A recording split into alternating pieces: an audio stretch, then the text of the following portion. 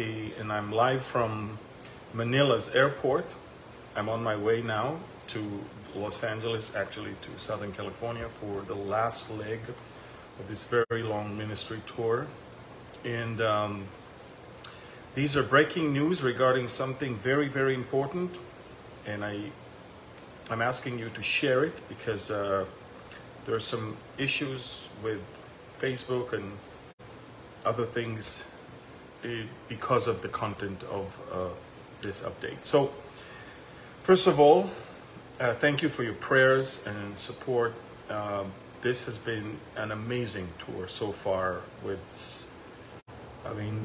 one day I'll be able to update you with more, but I want you to know that there are three things that I wanted to update you on. The war in Ukraine. This is an update on the war in Ukraine. Over the last few days, the Russians have made a significant advance both on the eastern part near the city of Bakhmut and on the southern part near the city of Zaporizhia. And basically, more and more villages are taken, key locations, key roads, and the West is extremely worried because of the Ukrainian losses are triple digit every day.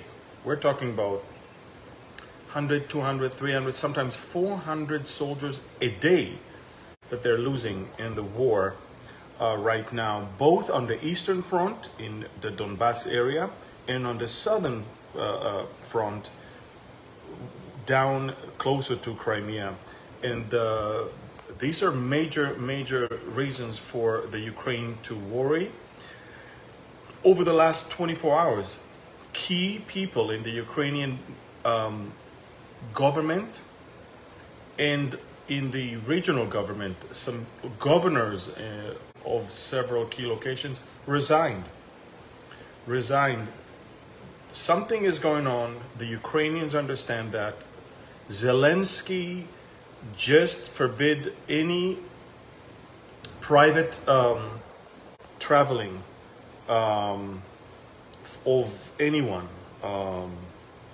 from the government during this time. And again, one after the other, they're resigning right now. It looks very bad to the Ukrainians right now. And the West understands it. And this is why there is heavy pressure to supply the Ukrainians with tanks and armored vehicles and aircrafts. And right now, the pressure is mounting on the Germans to supply the Leopard 2, the advanced tank. The Germans have not decided yet, although the manufacturer of the tank said they're willing to already send over 100 tanks. The Germans want first to see America sending Abrams tank, and then they will do the same. They don't want to be the first ones. Estonia and Latvia are extremely afraid. Poland is extremely afraid because they can see the Russian advance. They can see that there is major weakness on the Ukrainian side that might lead in the next 2 weeks, 3 weeks, to the probably crucial battle that will maybe bring an end to this war. And it's not going to be to the liking of the Ukrainians, and it's definitely not going to be to the liking of any of NATO members. In the meantime, Sweden and Finland are unable to join NATO because Turkey is very angry now with Sweden. It is election year in Turkey, and Erdogan wants to be the defender of Islam. A few days ago, someone burned the Quran in Stockholm outside of the Turkish embassy. They're using that right now as a reason why they're not going to allow Sweden into NATO. To accept NATO members, everyone must agree. And the only country that is not in agreement to the joining of Finland and Sweden is right now Turkey. The Finnish foreign minister a few hours ago said we might have to consider joining NATO without Sweden. So far they were always together. Turkey is a major blockade for that issue right now. Folks, again, major news are about to come from the Ukrainian front in the next few days. And I'm talking about Putin is preparing for something very big. Again, on the ground, the Russians are making progress. The Ukrainians are losing, again, triple digit per day. This is a disaster as far as they're concerned. And you must understand that in the meantime, and I'm reporting that on Telegram. Folks, if you do not follow me on Telegram, you might end up not knowing what's going on when the big things are coming. Israel is preparing for a strike on Iran right now. The Iranians never stopped for a second to enrich uranium from day one. And when it will happen as in a surprise, and everybody knows that. The Hezbollah already understands that it's coming. Therefore, they already said that a strike on Iran will get the entire region into war. Look, wars and rumors of wars all around this, part of the world.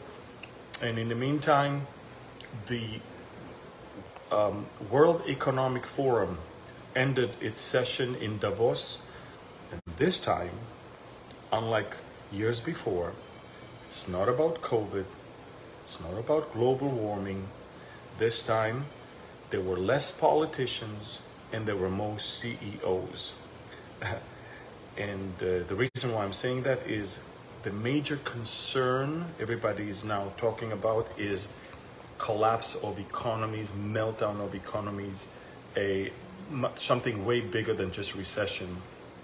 And again, I'm not saying that's going to happen. I'm saying this is what they are talking about and discussing, which means maybe something is being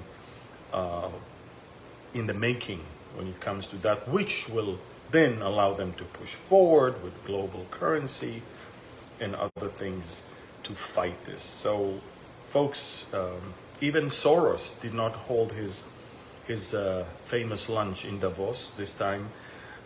U.S. president wasn't there. Major presidents and prime ministers were not there this time. But again, record number of CEOs of companies, record number of private jets that are equal to, I think, 34,000 cars emission of CO2, of carbon dioxide. And again, they don't talk about climate change anymore, so who cares about fuel consumption of private jets. Big news on the Ukraine side. Share this, please, and I'll get back to you with more. Please follow me on Telegram. I don't know how long I'm going to be here on Facebook. Telegram is the main mean of communication. Follow my channel, 317,000 subscribers. Follow me there. This is where you can get news 24/7. Thank you. God bless you. And please share this one.